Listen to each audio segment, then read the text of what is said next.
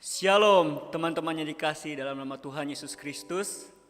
Selamat datang di kebaktian live streaming gabungan Pemuda Remaja, Tunas Remaja, GSRI Karawang, Cikampek, dan Cikarang. Bagaimana keadaannya teman-teman? Puji Tuhan. Biar setiap kita patut bersyukur kepada Tuhan kalau pada hari ini setiap kita masih diberikan kesempatan untuk bisa datang beribadah bersama-sama. Walaupun setiap kita tidak bisa berkumpul di satu ruangan, tetapi biarlah setiap kita yang ada di rumah bisa merasakan hadirat Tuhan, bisa mendengarkan firman Tuhan, dan juga melakukannya dalam kehidupan kita sehari lepas sehari. Teman-teman, sebelum kita memasuki ibadah kita, mari kita sediakan hati kita di hadapan Tuhan. Kita akan seteduh sejenak.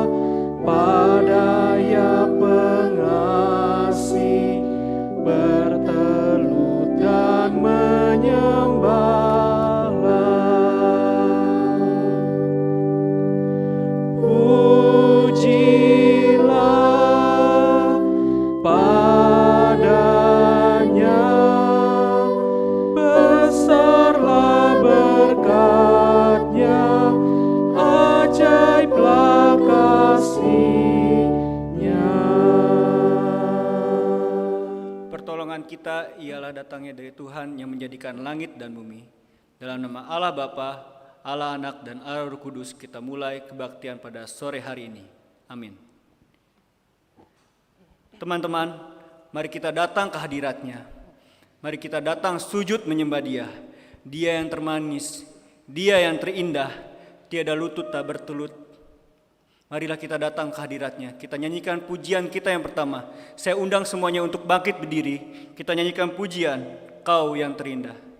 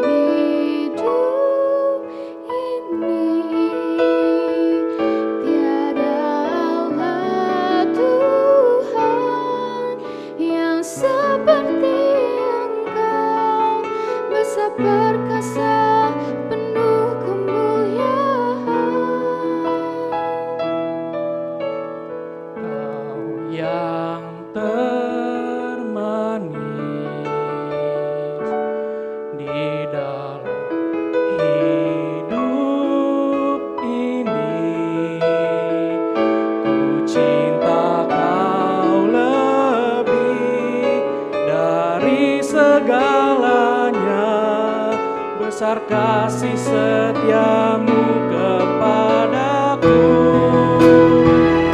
sembah Kau ya Allahku, ku tinggikan namamu selalu, tiada lutut tak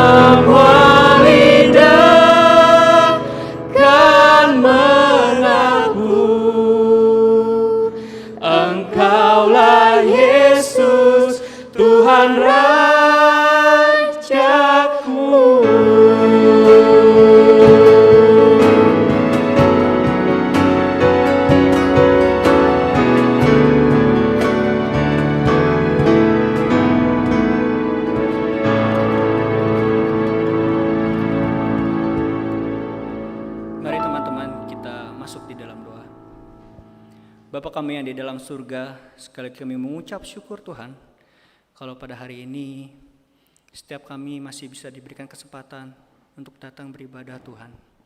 Walaupun saat ini setiap kami masih ibadah live streaming Tuhan, setiap kami yang ada di rumah Tuhan, tapi biarlah setiap kami memiliki hati Tuhan yang rindu datang beribadah kepadamu Tuhan, memuliakan namamu Tuhan.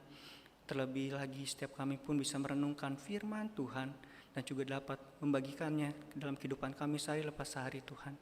Tuhan, kami berdoa sekali lagi untuk setiap peralatan yang dipergunakan pada hari ini Tuhan. Biarlah setiap peralatan yang dipergunakan dapat berjalan dengan baik Tuhan. Kami juga mau berdoa Tuhan untuk Bapak Liseng Chuan yang akan menyampaikan firman Tuhan. Biarlah setiap firman Tuhan yang akan disampaikan, biarlah turut sesuai dengan kehendak Tuhan saja Tuhan. Tuhan, sekali lagi kami menyerahkan kebaktian ini dari awal, pertengahan, hingga pada akhirnya. Hanya di dalam nama Tuhan Yesus Kristus kami berdoa dan kami mengucap syukur. Amin. Silakan duduk teman-teman.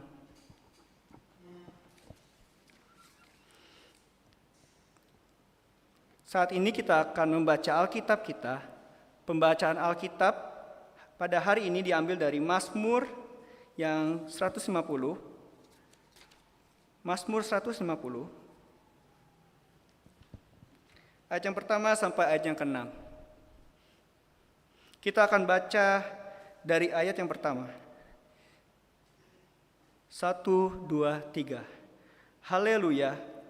Pujilah Allah dalam tempat kudusnya. Pujilah Dia dalam cakrawalanya yang kuat. Pujilah Dia karena segala keperkasaannya. Pujilah Dia sesuai dengan kebesarannya yang hebat. Pujilah Dia dengan tiupan sangkakala.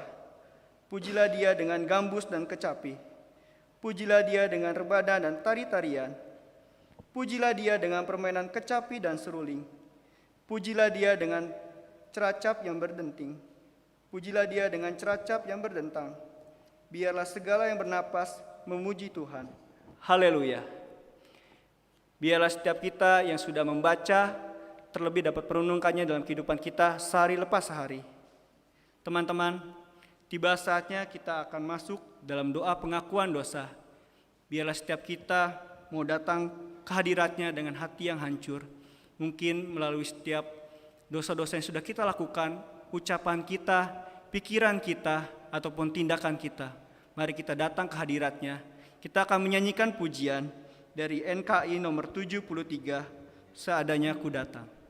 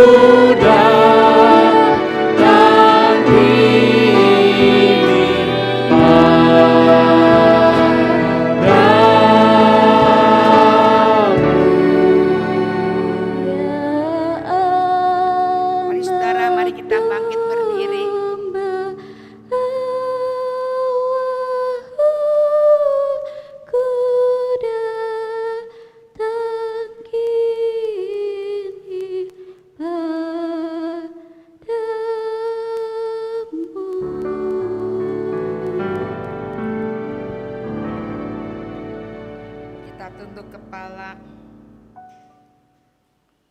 kita mau datang kepada Tuhan sebagaimana adanya kita sekarang ini. Kita seringkali terombang-ambing di dalam iman kita. Kita menghadapi berbagai macam masalah, termasuk juga pandemi COVID-19 ini. Begitu banyak ketakutan, begitu banyak kekhawatiran kita. Tapi pada sore ini, mari kita datang kepada Tuhan. Dia yang telah menjadi juru selamat kita. Dia tidak akan meninggalkan dan membiarkan kita sendiri. Karena dia telah menyerahkan hidupnya, saudara dan saya, untuk mati di kayu salib, untuk menjadi juru selamat kita, untuk menebus akan dosa kita ini. Mari sebelum kita meneruskan akan kebaktian ini, kita datang kepada Tuhan dan kita minta ampun setiap dosa dan kesalahan kita ini. Firman Tuhan dalam Ibrani 9 ayat 1 pada ayat yang ke-14 ini berbunyi sebagai berikut. Betapa lebihnya darah Kristus yang oleh roh yang kekal telah mempersembahkan dirinya sendiri kepada Allah sebagai persembahan yang tak bercacat, akan menyucikan hati nurani kita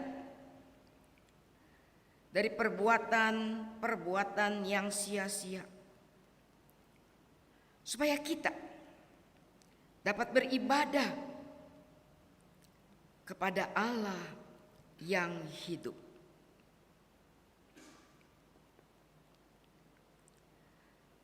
Tuhan, sebagaimana adanya kami pada sore ini, kami mau datang menghadap hadirat-Mu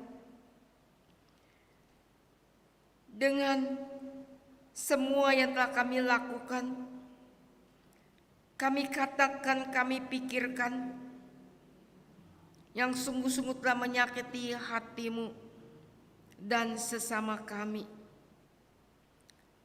Tuhan, kami mau mengakui semuanya ini, dan kami mohon Kau ampuni dosa dan kesalahan kami. Sucikan kembali akan hati kami, Tuhan, supaya kami berlayak untuk menghadap hadirat-Mu, untuk menyembah Engkau, untuk memuji nama-Mu, dan sebentar untuk belajar sebagian daripada firman-Mu ini. Tuhan, kami percaya darah-Mu yang Kau curahkan di kayu salib sampai saat ini dan akan datang pun tetap berkuasa untuk menyucikan akan hati kami. Dan juga kami datang kepadamu, kami mengakui bahwa seringkali iman kami menjadi goncang, menghadapi tantangan, menghadapi godaan dan pencobaan dalam hidup ini. Bahkan seringkali kami menjadi takut dan khawatir melihat keadaan sekeliling kami.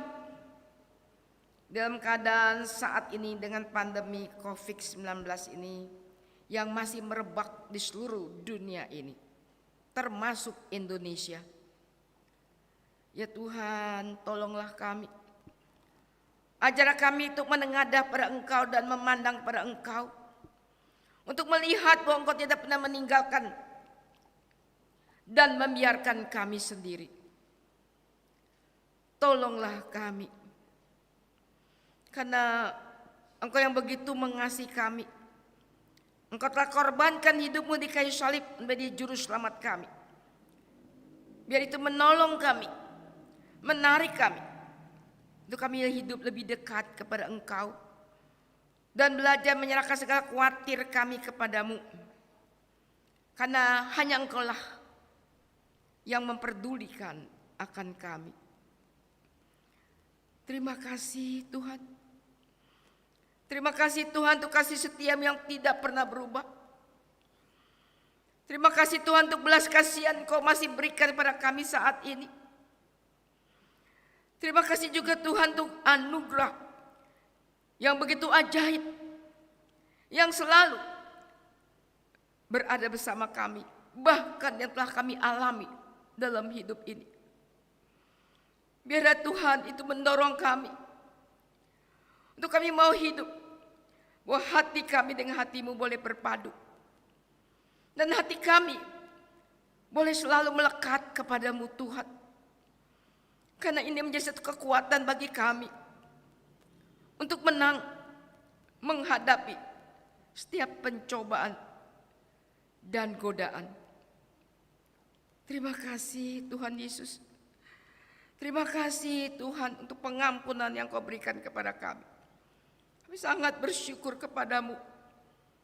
Dalam hidup kami boleh mengalami anugerah yang begitu besar yang Kau telah berikan kepada kami. Terpujilah akan nama-Mu. Di dalam nama Tuhan Yesus, Juru Selamat kami yang hidup, kami berdoa.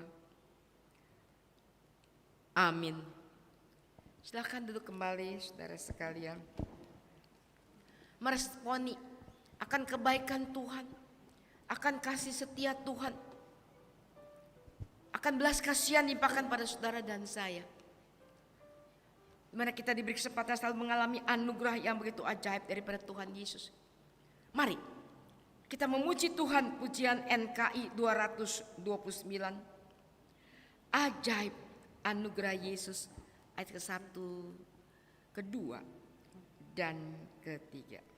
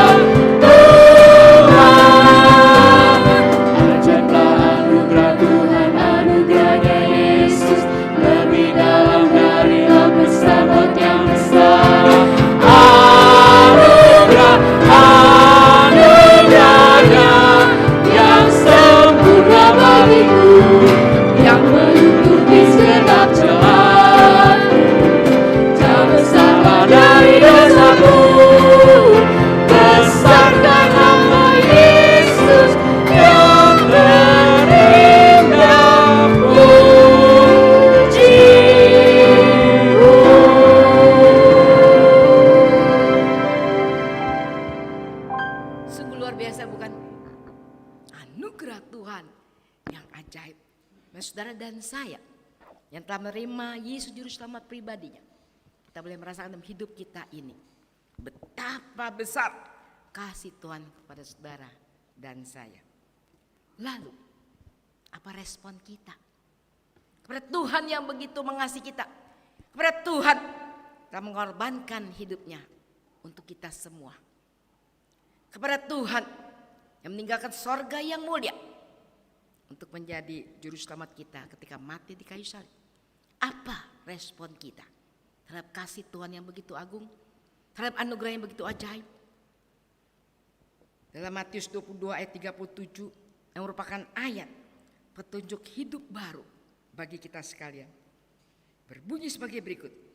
Kasihilah Tuhan Allahmu dengan segenap hatimu dan dengan segenap jiwamu dan dengan segenap akal budimu. Itulah hukum yang terutama dan yang pertama. Amin.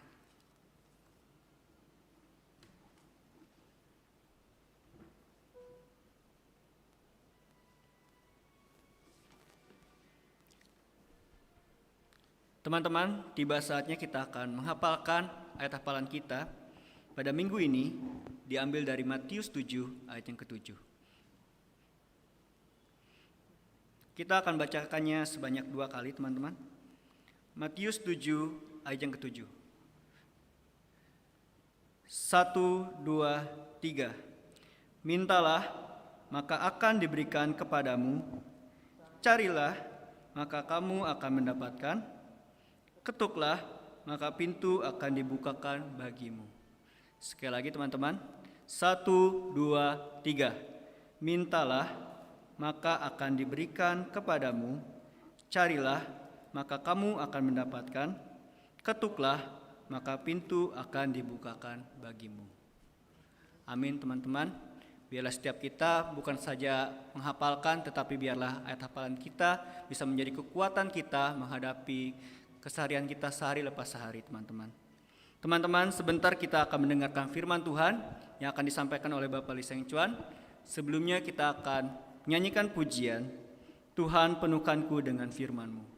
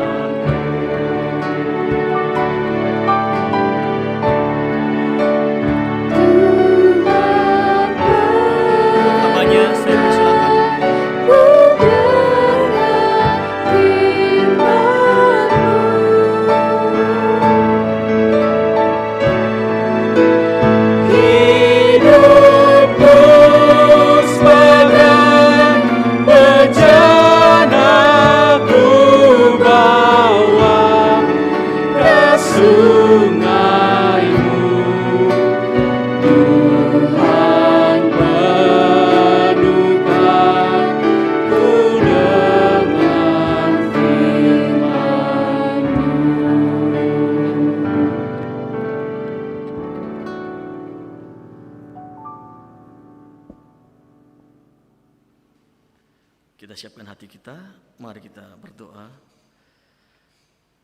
Di tengah-tengah situasi yang sangat tidak menyenangkan buat kami ya Tuhan, kami bersyukur kalau kami masih dikasih kesempatan untuk beribadah kepada Tuhan.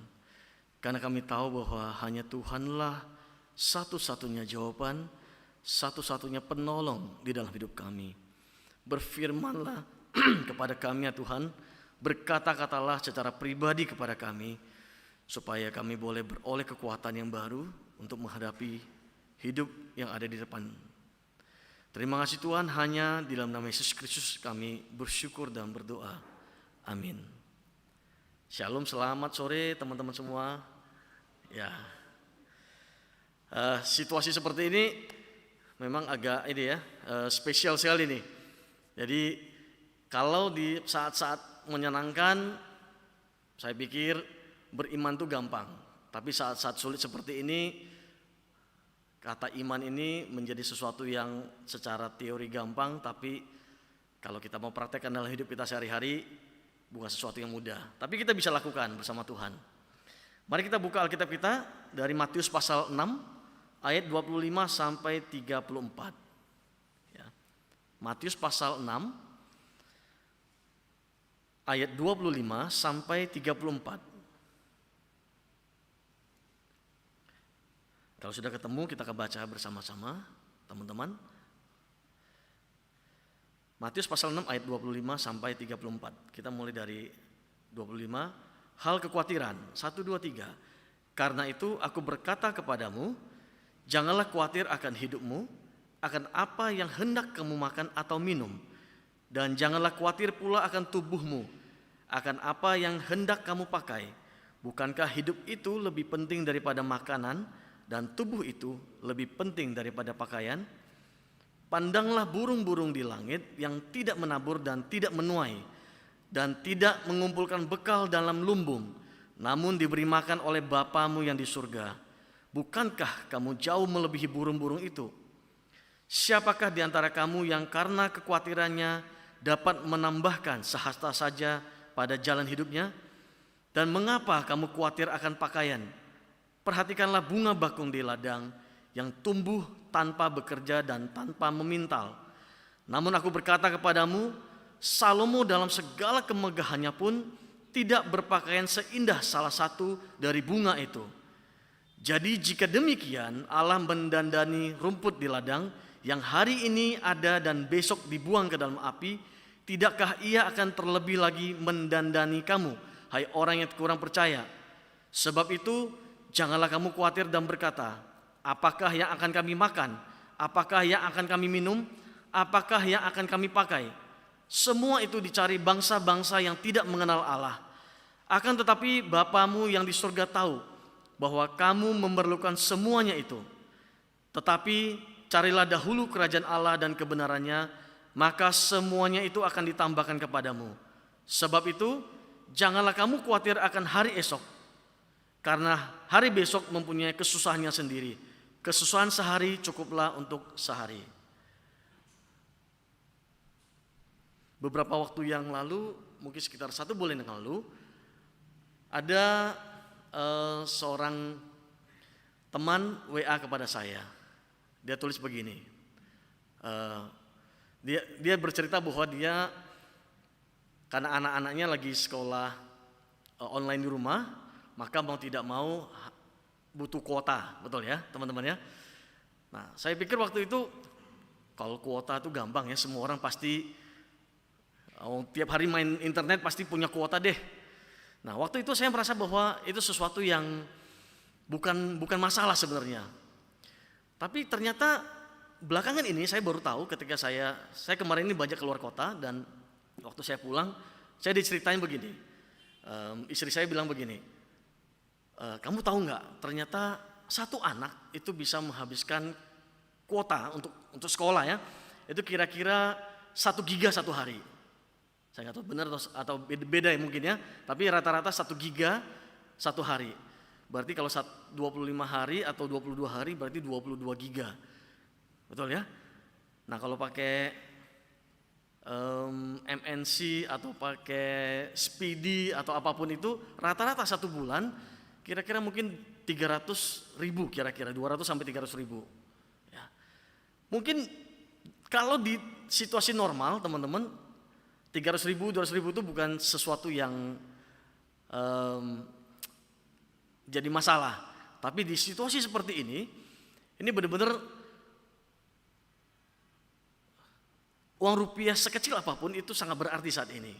Ya, mungkin teman-teman sudah bekerja, sudah mengalami, ya ternyata situasi bekerja itu berubah banyak sekali. Kalau teman-teman tahu, banyak perusahaan yang sudah mem-PHK, lalu bukan cuma PHK, bahkan memang beberapa perusahaan juga sudah tutup. Dan pengaruhnya bukan cuma di luar gereja, tapi bahkan mungkin orang tua kita, mungkin juga kita sendiri mengalami kesulitan dalam pekerjaan kita. Ya. Dan saya pikir bagaimana caranya, bagaimana kita bisa melalui masa-masa yang sulit seperti ini teman-teman. Sebagai pemuda, remaja, tunas remaja, bagaimana kita bisa melihat situasi seperti ini dengan cara yang benar. Ya. Saya parkir, mobil saya itu diparkir di dekat depan rumah ya, karena kalau di dalam gang rumah saya dalam tahun lalu itu sudah 4 kali kemalingan, spion saya hilang 4 kali ya. Jadi karena saya bisa klaim asuransi, tapi karena selalu klaim saya nggak enak hati, saya malu sendiri, ya udah saya pindahkan. Dekat rumah saya itu ada hotel, jadi saya parkir di seberang hotel itu di pinggir kali. Dan ada security, lalu ada juga penjaga parkir yang selalu menjaga. Nah, sejak pandemi, hotel itu tiba-tiba sudah tutup, tidak ada penghuni, lalu karyawan kontrak sudah dipulangkan, sudah dibubarkan, di PHK. Kemudian juga terakhir security juga sudah di PHK semuanya. Ya, dan sang penjaga parkir ini kesulitan untuk mendapatkan penghasilan. Kenapa? Karena tidak ada satu mobil pun yang parkir di sana, kecuali mobil saya. Dan karena saya 3 minggu keluar kota, baru kemudian saya pulang. Sebenarnya si tukang parkir ini pun tidak ada pekerjaan lagi. Jadi nggak ada yang dijaga ya, maksudnya apa yang mau dijaga, nggak ada mobil. Tapi karena saya pikir juga dia juga susah, saya juga lagi susah gitu ya, karena pekerjaan saya juga lagi bisnis semua lagi turun ya. Kalau saya banyak di training, maka banyak perusahaan juga tidak butuh training saat ini. Untuk hidup saja mereka susah. Tapi saya pikir ada orang yang lebih susah dari saya, maka kami bernegosiasi ya. Dan dia ngomong begini, tukang parkir ini, "Iya Pak, jangankan saya kirim ke kampung Pak, buat saya hidup saja itu susah saat ini." Ya, bayangin. Nah, bagaimana kita akan melihatnya? Apa yang membuat kita seringkali khawatir, teman-teman? Ya, mumpung teman-teman ini anak-anak muda yang yang energinya masih besar, masa depannya masih panjang. Bagaimana kita bisa menata masa depan kita dengan baik? Ya, bahwa Allah akan memelihara kita. Pertama adalah apa yang membuat kita seringkali khawatir, teman-teman? Ya, yang pertama adalah khawatir. Manusia itu khawatir karena hari esok gitu, masa depan. Nggak ada manusia yang khawatir akan hari kemarin. Sudah terjadi sudah. Tapi kebanyakan kita khawatir karena masa depan. Betul ya? Lalu kedua, apa yang membuat kita khawatir adalah kita khawatir pertama pasti terhadap diri kita sendiri. Diri kita sendiri. Kedua adalah kita bisa juga khawatir tentang orang tua atau orang lain ya. Bisa orang lain itu bisa pasangan, bisa saudara kita, bisa orang tua. Orang tua kita yang umurnya sudah katanya 55 ke atas tidak boleh sembarangan keluar rumah, nggak boleh main ke mall ya. Karena gampang terserang oleh COVID-19 ya. Mungkin kita khawatir ya. Nah, khawatir ini macam-macam ya. Dan ada juga yang apa yang membuat kita khawatir adalah mungkin khawatir tentang pendidikan. Ya, bisa pendidikan, bisa mungkin juga gaya hidup kita yang berubah. Mungkin teman-teman sudah pernah main ke mall lagi belakangan ini? Belum ya? Kemarin saya sempat ke Jogja, kemudian mall di sana sudah buka dan saya ketemu dengan satu teman saya. Pada saat saya pertama masuk ke mall, pertama saya masuk, saya mencoba merasa apa yang saya rasakan pertama kali saya masuk mall. Ternyata ada sebuah perasaan aneh yang saya rasakan. Setelah mungkin 3-4 bulan ya, nggak pernah ke mall sama sekali. Saya masuk ke sana dan saya merasa ada sebuah perasaan yang sangat aneh. Dan saya bertanya kepada diri saya sendiri, ngapain saya ke sini? Buat apa saya ke sini? Kalau hanya minum kopi, kalau hanya ketemu teman, tidak harus ke mall sebenarnya. Bisa keluar mall. Karena sebenarnya di luar mall jauh lebih tidak banyak orang. Nah, gaya hidup pun banyak berubah, teman-teman. Ya, yang membuat kita khawatir, saya nggak tahu anak-anak muda sekarang, teman-teman sekarang ini lebih banyak khawatir tentang apa? Wah, mungkin karena faktor orang tua yang penghasilannya berubah, ya. Kemudian harusnya tahun depan ini sudah mulai kuliah dan lain sebagainya, ya. Nah, karena itu pertanyaannya adalah kenapa kita itu bisa khawatir, teman-teman? Ya. Nah, kita coba lihat. Kalau dari pada dasarnya gini, manusia itu kan punya kebutuhan dan punya keinginan, betul ya? Ada kebutuhan, ada keinginan, ya. Yang seringkali membuat kita khawatir ya dua hal ini, kita butuh dan kita ingin sesuatu. Ya, saya tidak akan bahas dulu tentang apa itu bedanya kebutuhan dan apa bedanya dengan keinginan. Tapi dua hal ini yang membuat kita seringkali khawatir. Kita mungkin butuh kuota, kita pengen kuliah di mana, ya. Kita mungkin mikirnya adalah saya pengen ini dan itu, macam-macam. Nah, tapi karena kondisi yang tidak memungkinkan, maka itu membuat kita khawatir. Kedua adalah apa yang membuat kita khawatir adalah kita punya harapan, bahasa Inggrisnya expectation, ekspektasi. Jadi gini, kalau kita itu banyak berharap, maka biasanya gampang untuk kecewa, betul ya? Kalau kita berharap bahwa kita bisa misalnya yang kelas 3 SMA atau kelas 12, setelah lulus saya pengen kuliah di mana, ya, harapannya sudah tinggi, ya, itu tambah khawatir ya, wah ini bisa atau enggak, ya.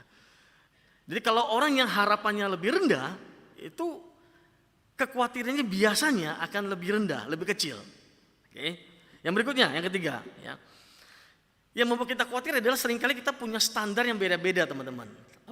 Value atau nilai yang beda-beda terhadap sebuah kondisi. Misalnya gini ya, kalau anak muda SMA favorit di Karawang, di Cikampek, ya, di Cikarang tuh kira-kira sekolah A misalnya.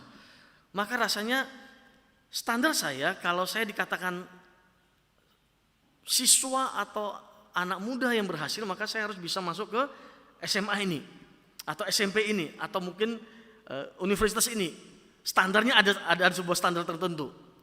Nah, itu yang seringkali juga bisa membuat kita tuh merasa, oh, dalam situasi seperti ini apakah masih mungkin, ya? Atau mungkin juga kategori sukses. Wah, kalau saya kerja, kalau saya sudah bekerja, saya sedang kuliah dan sambil bekerja, yang namanya sukses tuh yang seperti apa sih sebenarnya? Nah, ini juga seringkali membuat sumber kekhawatiran buat kita. Kenapa? Karena biasanya kita itu semuanya serba mudah dalam situasi normal. Tapi kalau dalam kondisi pandemi seperti ini semuanya rasanya tidak mudah. Contoh begini, paling gampang. Teman-teman, sebelum pandemi ini, seharusnya tahun ini saya punya banyak impian, gitu ya, banyak impian. Harusnya anak saya sudah mau kuliah, lalu saya mulai mikir, oh ya saya harus mulai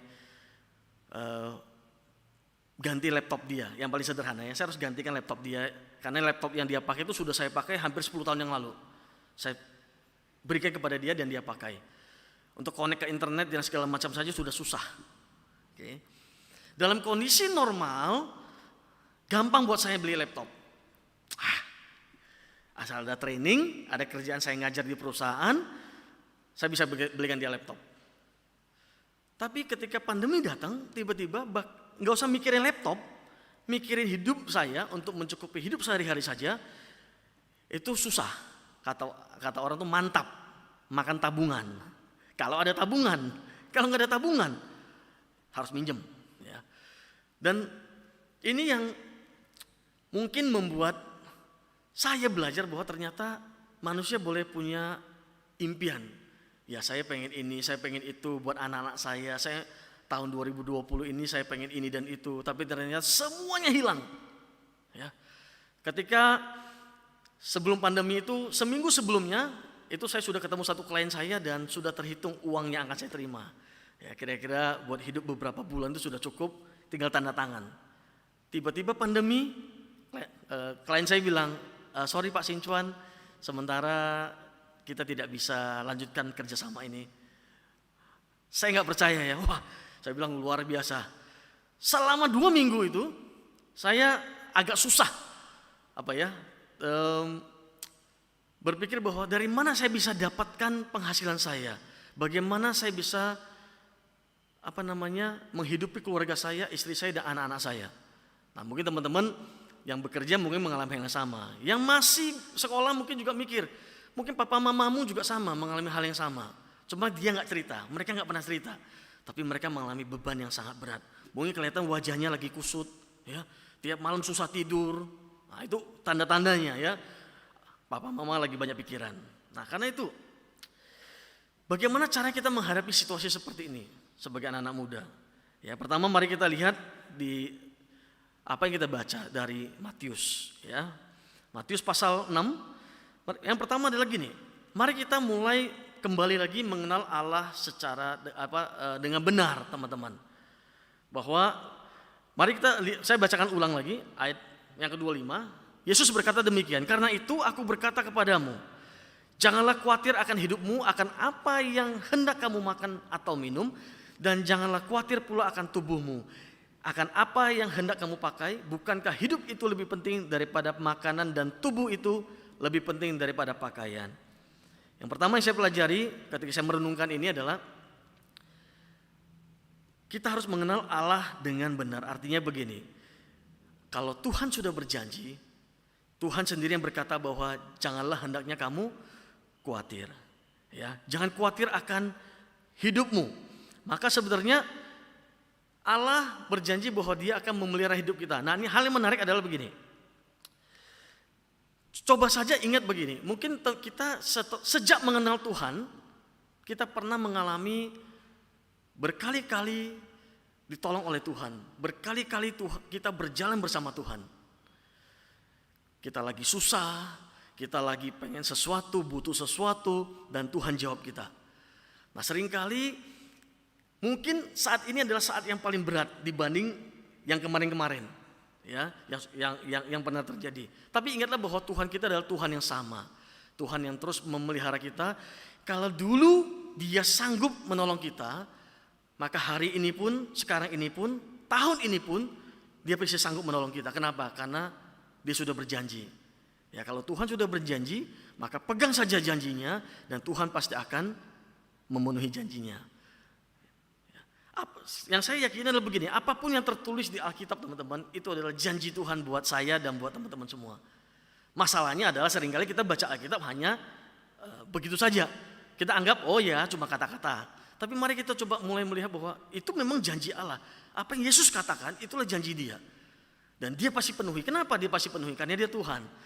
Karena Dia Tuhan, maka Dia pasti penuhi janjinya. Kalau Dia tidak penuhi janjinya, Dia bukan Tuhan. Betul ya? Karena Dia pasti penuhi janjinya dan Dia pasti Tuhan, maka kita bisa tenang menghadapi saat-saat seperti ini. Ya. Mungkin di luar rasanya gelap gulita, teman-teman, nggak ada harapan, rasanya nggak kelihatan apa-apa, kabut semuanya. Tapi percayalah, selama masih ada Tuhan, tidak ada yang perlu kita takutkan. Ya, karena Tuhan pasti pelihara hidup kita. Itu yang pertama, teman-teman. Nah, yang kedua adalah begini. Kondisi lagi begini nih, oke, ya. Lalu Tuhan sudah berjanji kepada kita, jangan kamu khawatir. Apa yang bisa kita lakukan? Maka saya melihat bahwa di ayat 25 ini, ketika saya merenungkan ini, maka Tuhan berkata demikian di dalam hati saya begini. Mari kita coba belajar untuk menyederhanakan hidup kita. Gini ya, mari kita lihat. Kalau di ayat 25 ini kan ditulis bahwa cuma ada 3 hal yang Tuhan tulis. Pertama, makan, minum, dan pakaian. Betul ya? Dia nggak tulis yang lain. Pendidikanmu, mobilmu, yang lain-lain enggak. Tapi dia hanya tulis 3 hal. Makan, minum, pakaian.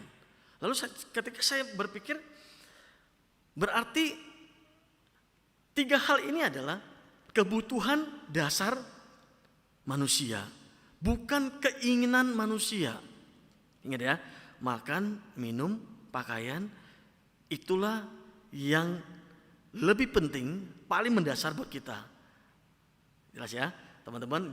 Dan bukan sesuatu yang cicilan motor saya gimana, cicilan mobil saya gimana, rumah saya gimana, pendidikan saya gimana. Itu memang penting, tapi jauh lebih penting adalah soal hidup. Dan Yesus katakan, bukankah hidup itu lebih penting, bahkan lebih penting daripada hanya makan dan minum. Jadi sebenarnya hari-hari seperti ini, masa-masa yang sulit seperti ini, Tuhan sudah berjanji, yes, Tuhan sudah berjanji. Tapi bagian kita adalah bagaimana kita mulai menyederhanakan hidup kita. Apa-apa yang dulu rasanya kita bisa dapat dengan mudah, ya kita harus mulai istilahnya ikat pinggang. Ya, kita mulai apa yang tidak penting, ya sudah, tidak perlu. Ya, kita mulai bedakan kebutuhan itu yang mana, yang hanya keinginan itu yang mana. Nah, keinginan-keinginan yang memang bisa diabaikan, pelan-pelan kita mulai abaikan. Ya, misalnya, dulu gampang pengen ganti handphone, smartphone. Di rumah mungkin untuk belajar dengan belajar online, mampunya adalah dengan smartphone yang ada saat ini. Ya sudah, nikmati saja apa yang ada. Ya, mungkin internetnya juga suka putus nyambung. Ya sudah, dinikmati saja. Ya, ini harusnya begini, harusnya begitu, harusnya kita ganti. Ya itu kalau kondisi normal. Kalau kondisi nggak normal, ya kita nikmati saja. Ya.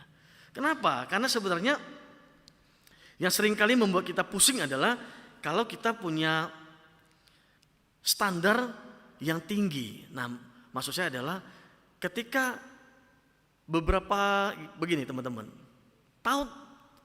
setahun 2 tahun yang lalu, saya selalu berkata kepada istri saya bilang, mari kita coba menekan pengeluaran kita.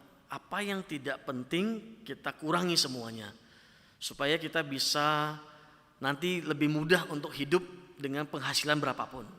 Kami coba berkali-kali, susah sekali, bertahun-tahun susah sekali, 2 tahun itu susah sekali. Nah, tiba-tiba ketika pandemi terjadi, maka kami berbicara dan kami langsung ngomong, oke, ini bukan masalah coba atau tidak coba, ya harus dipotong semuanya. Oke, siap, langsung potong semuanya, dan semua berubah. Ya, tidak ada lagi makan di luar, tidak ada lagi ini dan itu. Dulu saya nggak bisa masak, ketika pandemi saya mulai belajar masak. Dan ternyata salah satu masakan istimewa saya katanya gitu ya adalah babi kecap. Jadi saya bisa masak babi kecap. Dan ternyata masak babi kecap tuh lama ya, 1,5 jam tuh saya obok-obok berdiri, saya bolak-balik. Dan ternyata memang ketika masa seperti ini semuanya harus berubah, termasuk hidup kita pun harus berubah, ya. Dan yang ketiga, teman-teman. Jadi yang pertama tadi adalah kita pegang janji Allah, ya. Kita mengenal Allah dengan benar. Kalau Dia sudah berjanji, kita pegang bahwa kita nggak usah khawatir. Dia pasti akan mencukupi semua kebutuhan, bukan keinginan. Ingat ya, teman-teman ya, semua kebutuhan kita. Yang kedua adalah kita mulai menyederhanakan hidup kita. Karena Tuhan berjanji Dia akan cukupi kita untuk makan, minum, pakaian yang paling dasar. Maka yang lain-lain kita hilangkan saja, nggak usah terlalu dipikirin dulu saat ini. Ya, karena kondisi seperti ini ya sudah. Ya. Nah, yang ketiga adalah apa yang bisa kita lakukan, teman-teman? Pertama adalah saya lihat begini. Sebagai anak muda, maka kita harus mulai berpikir kreatif. Teman-teman tahu bahwa pada saat pandemi seperti ini yang namanya bursa saham, tahu bursa saham ya? Nah, bursa saham, jadi kalau namanya Bursa Efek Indonesia, ternyata banyak orang yang membuka account di Bursa Efek Indonesia. Banyak orang pengen mendapatkan penghasilan tambahan dari Bursa Efek, dari jual beli saham. Dan kenapa mulai banyak orang yang pengen mendapatkan penghasilan tambahan? Karena ternyata memang itu menjadi salah satu cara. Mungkin saya coba berbicara dengan beberapa orang waktu saya ketemu teman-teman yang lagi susah gitu ya, saya ngobrol. Saya bilang, kamu kok nggak coba jadi trader saham ya? Kenapa kamu nggak coba saham? Sebagian besar akan berpikiran negatif terhadap ide ini. Tapi menurut saya, sebagai anak muda ya, kalau kita menghadapi masa-masa seperti ini, yang kita bisa lakukan adalah kita harus mulai membuka pikiran kita, berpikir kreatif. Apapun kesempatan yang ada, kita harus coba. Selama itu benar ya, selama itu halal dan tidak melanggar hukum, kita coba saja. Ya. Cari peluang. Teman-teman yang suka YouTube, bikin konten, ya. Ini masa-masa orang belajar nonton YouTube segala macam. Wah, makanya bisnis pulsa, bisnis laptop, smartphone itu tetap bagus di masa-masa pandemi seperti ini. Ya, bikin saja konten-konten, orang nonton. Kalau nggak salah itu kalau setiap berapa viewer ya atau subscriber ya, teman-teman kalau nggak salah, maka akan dapat uang. Ya, seperti itu. Kalau teman-teman punya bakat seperti itu silakan, nggak ada masalah. Ya. Yang penting mau belajar. Jangan sampai menjadi anak muda yang ada peluang belum apa-apa sudah negatif. Nggak bisa, nggak mau, itu nggak cocok buat saya.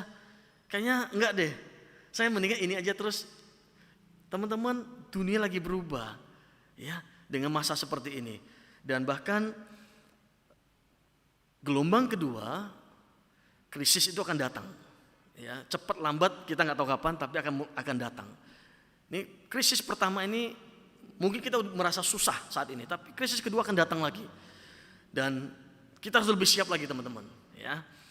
Dan bagaimana caranya memulainya? Mulailah dari apa yang teman-teman suka, apa yang teman-teman bisa. Jangan pernah memulai dari sesuatu yang kita nggak tahu sama sekali dan kita nggak suka. Oke, kita suka apa? Kita bisanya apa teman-teman? Mulai saja dulu. Kita senang dengan hitung-hitungan. Kita senang dengan apa saja. Ya, coba digali lagi. Ya. Dan bagi saya ketemu dengan beberapa orang, beberapa anak-anak muda yang mereka tuh sangat tahu apa yang mereka suka dan mereka mulai dan hasilnya lumayan sekarang ini. Ya. Dan yang terakhir adalah begini teman-teman. Yang paling sulit adalah yang paling gampang gini.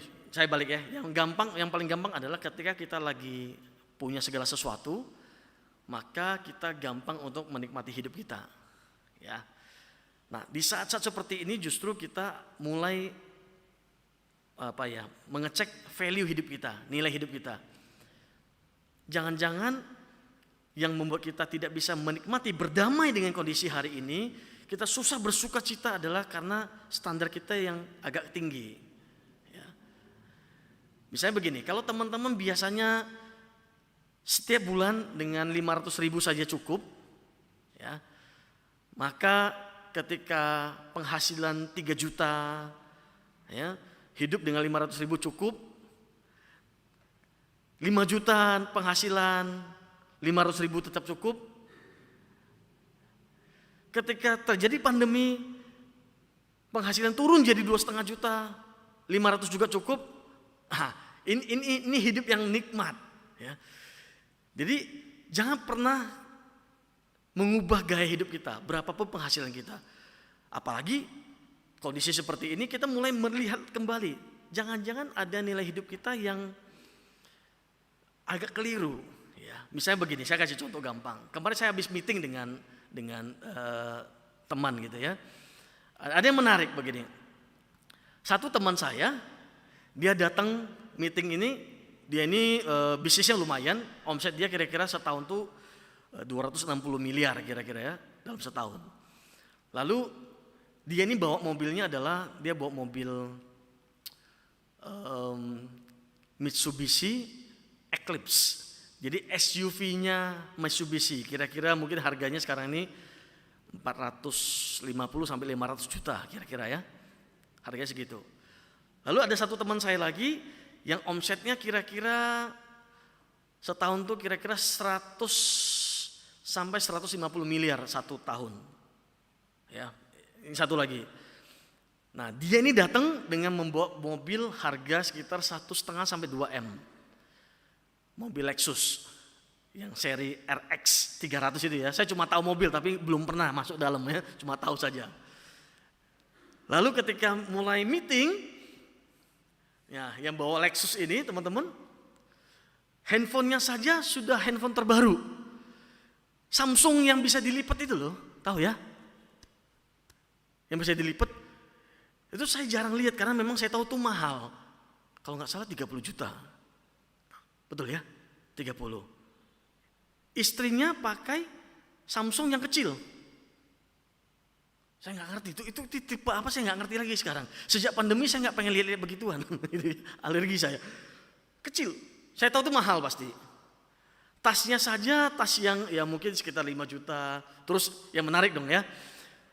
Suaminya ini pakai ban pinggang yang ada tulisannya LV. LV.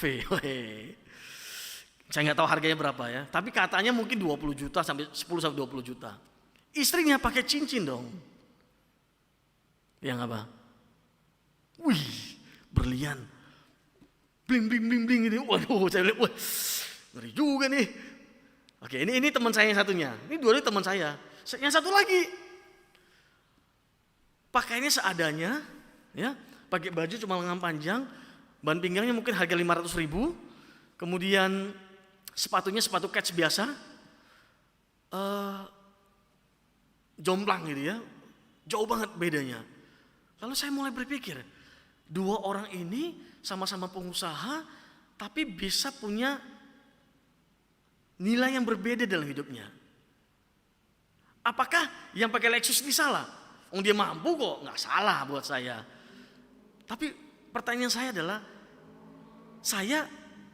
Anda, teman-teman, pilih yang mana? Satu hari kita lebih nyaman dengan yang mana? Kita menilai hidup kita itu harus yang seperti apa? Menampilkan diri kita, menikmati berkat Tuhan itu seperti apa? Itu pilihan. Tapi kalau saya lebih baik menikmati, kita terbiasa hidup susah, ya, menikmati berkat Tuhan apa yang ada, apapun yang terjadi, kita nggak kaget. Kita tetap bisa bersyukur, kita tetap bisa mengandalkan Tuhan, dan kita tidak gampang kecewa. Kalau yang biasanya gaya hidupnya wah segala macam, lalu tiba-tiba semua berubah, itu pasti susah sekali. Ya. Tapi kalau yang biasanya memang ya penampilan itu bukan sesuatu yang penting. Yang penting kalau mau makan ada uang, gitu ya.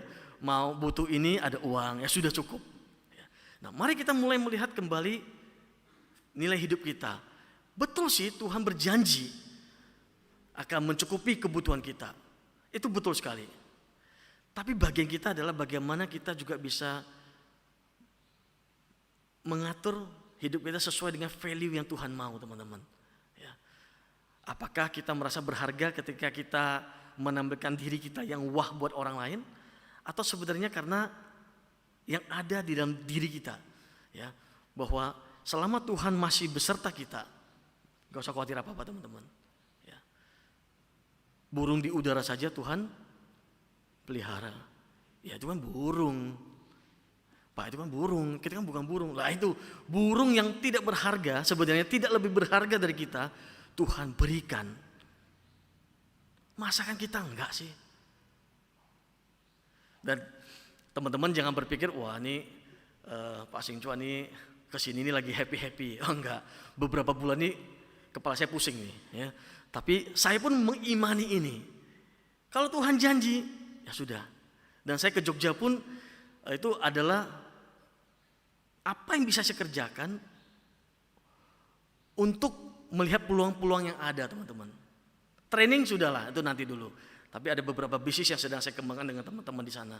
Ya, kita lihat Tuhan akan lakukan apa. Tuhan akan buka jalan apa buat saya. Saya juga nggak tahu sekarang. Yang saya bisa lakukan adalah saya melangkah. Saya doakan, saya melangkah, saya mencoba, saya terus bertanya kepada Tuhan. Kalau ini memang dari Tuhan, biarkanlah pelan-pelan ini jadi bisnis yang baik. Ya. Baik, mari kita berdoa. Tuhan, kami tahu bahwa masa-masa ini adalah masa-masa tersulit karena dampaknya bukan hanya buat orang-orang yang bekerja, tapi buat seluruh anggota keluarga. Apapun permasalahan dari remaja, pemuda yang ada di gereja ini ya Tuhan, Tuhan yang tahu, Tuhan yang maha tahu, dan Tuhan yang akan menjaga hidup mereka, menjaga iman mereka. Dan bagaimana justru di masa-masa sulit ini mereka boleh semakin mengenal siapa Tuhan yang mereka sembah. Tuhan yang dikenal bukan hanya dari apa kata orang, tapi Tuhan yang dikenal benar-benar dari pengalaman pribadi berjalan bersama Tuhan melewati badai kehidupan pandemi ini. Berkati orang tua, dari para remaja dan pemuda, berkati pekerjaan mereka ya Tuhan, berkati sekolah mereka, pergumulan mereka semua, dan biarlah kami semua boleh keluar sebagai pemenang. Terima kasih Tuhan, hanya di dalam nama Tuhan Yesus Kristus kami berdoa, amin.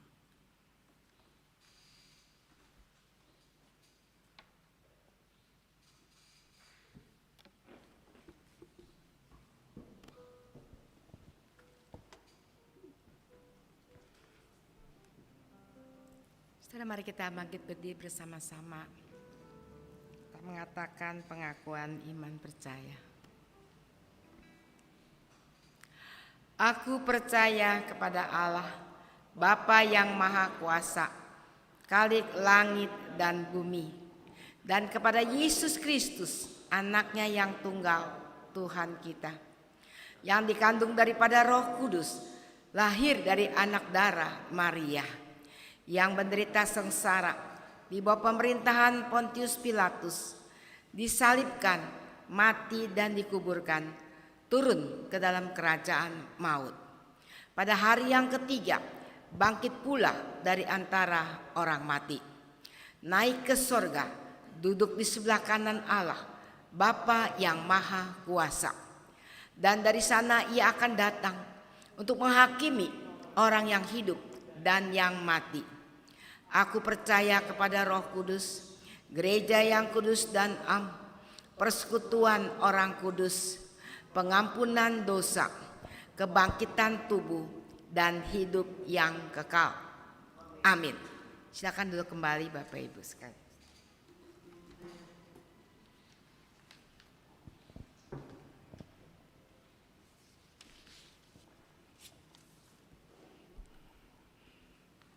Teman-teman, tiba saatnya kita akan memberikan persembahan. Untuk teman-teman yang akan memberikan persembahan, teman-teman bisa mentransfernya melalui rekening yang sudah tertera di layar monitor teman-teman, ataupun teman-teman bisa memberikannya langsung ke gereja, ataupun teman-teman bisa mengumpulkannya, bisa menabung. Ketika kita bisa beribadah kembali, teman-teman bisa memberikannya. Mari teman-teman, kita akan nyanyikan pujian Ku Bawa Korban Syukur.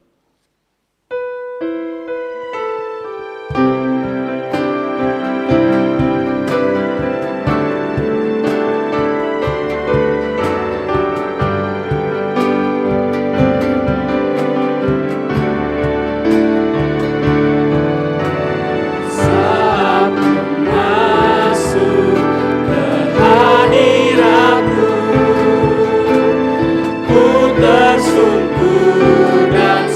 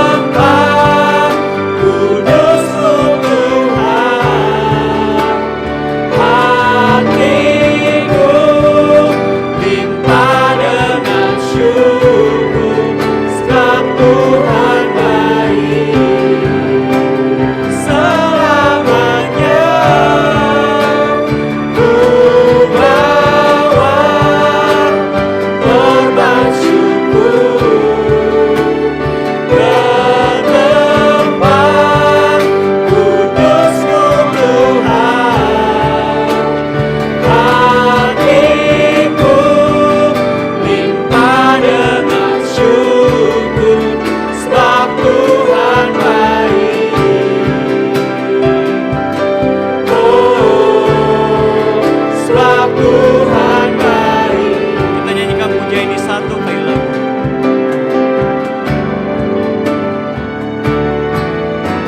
Saat ku masuk ke hadirat-Mu,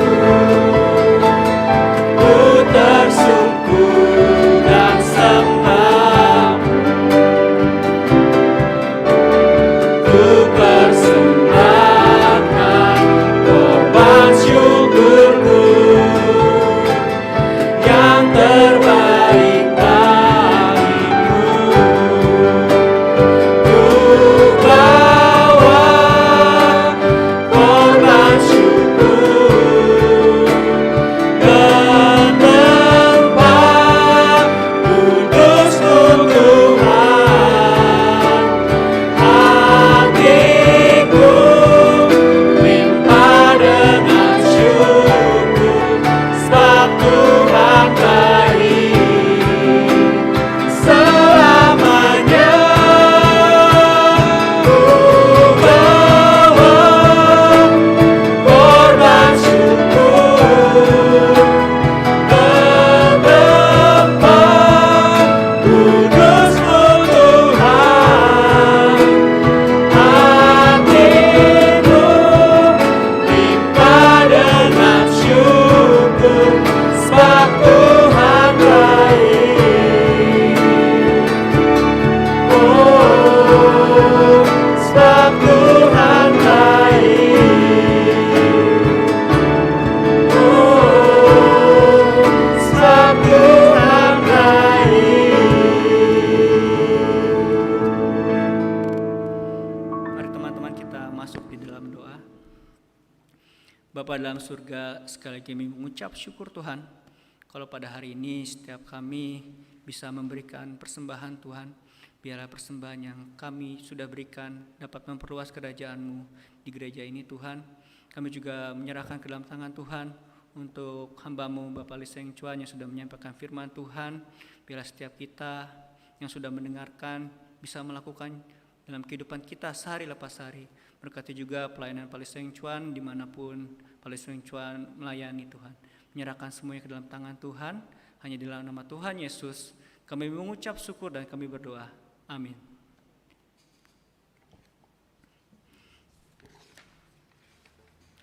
Teman-teman, sebelum kita mengakhiri ibadah kita pada hari ini, marilah kita bisa membawa firman yang sudah kita dengarkan di keluarga kita, ataupun di sekolah kita, di tempat kerja kita, ataupun di tempat kuliah kita. Mari kita nyanyikan pujian dari KPPK nomor 326, Jadikan Aku Saluran Berkat. Saya undang semuanya untuk bangkit berdiri.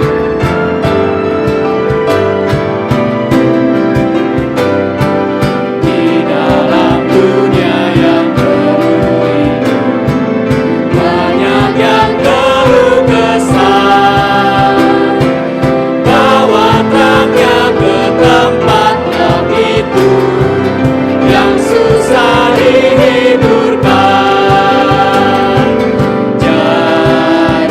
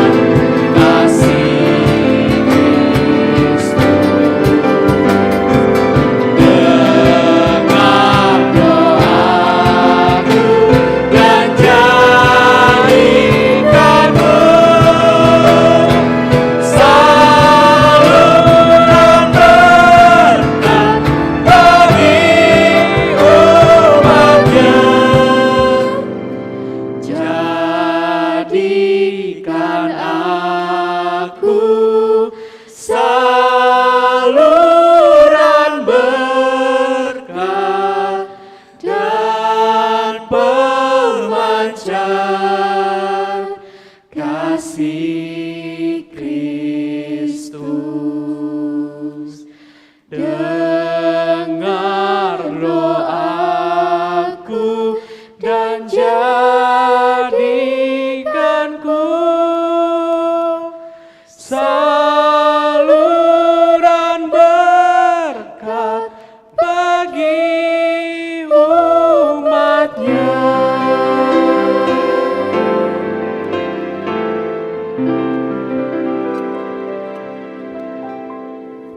Ya Tuhan, biarlah pujian ini bukan saya bergema dalam ruangan ini, tapi juga bergema dalam ruangan hati kami masing-masing.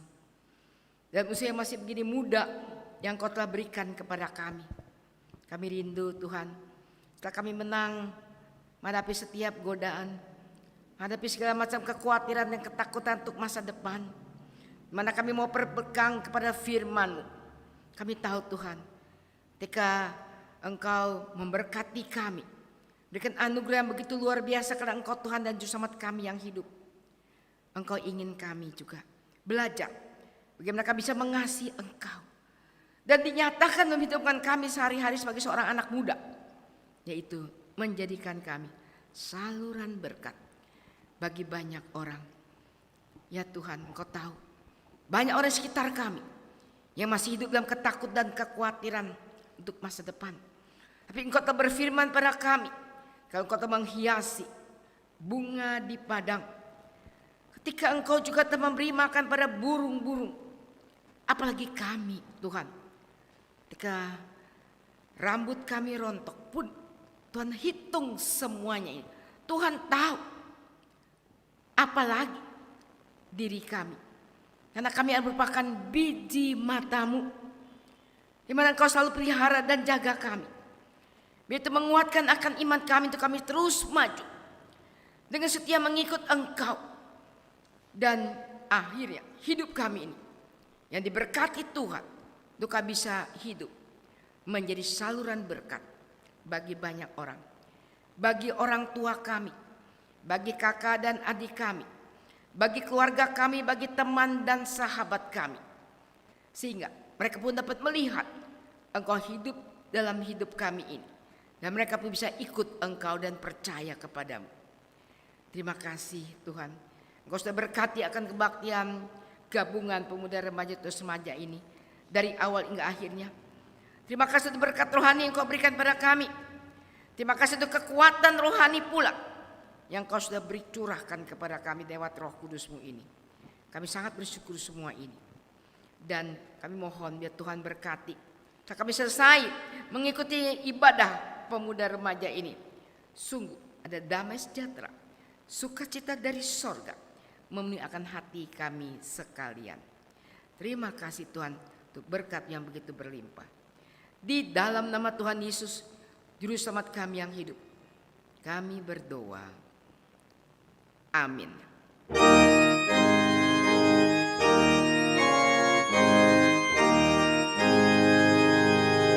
Puji Allah Bapa Putra, puji Allah Roh Kudus, ketiganya yang esa. Pohon selamat, sumber berkat.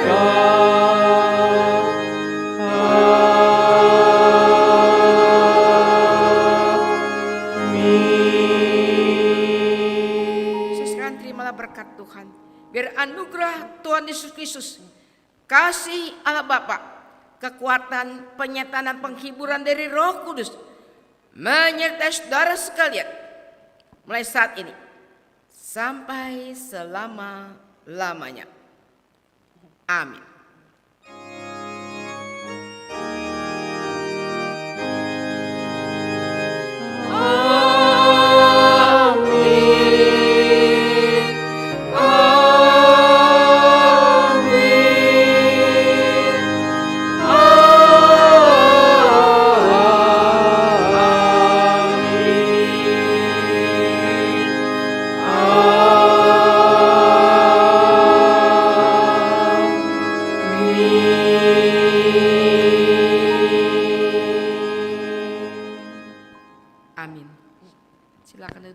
kebaktian selesai.